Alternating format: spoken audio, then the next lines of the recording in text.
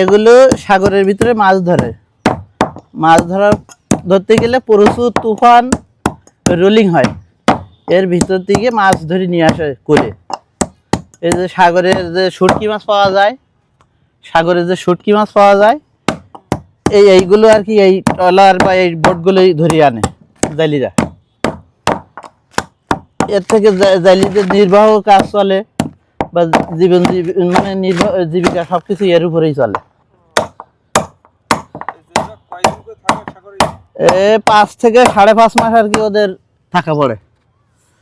হ্যাঁ, ওই যে দুবলেশ্বর বলে না, আলোর কোল, ওখানে ওরা বাসা থাকে, ওখান থেকে সাগরের ভিতরে মাছ ধরতে যায়।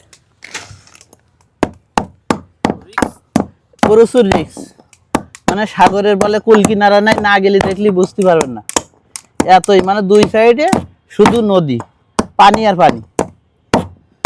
এরা ওই যে সাগরের ভিতরে যায়, যাওয়ার পরে আছে 6 থেকে 7 ঘন্টা আর কি কুলির থেকে বাইরে চলে যায়, যাওয়ার পরে ওরা মাছ ধরে।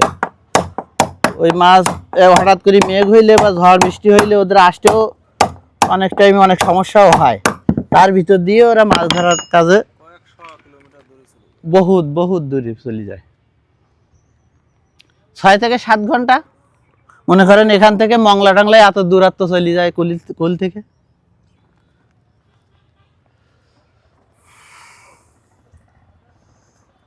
হ্যালো ভাই, ওই মাথাটা কি দিবা? হ্যাঁ, তা দেন, এটা সাইড দিচ্ছি। ঠিক আছে।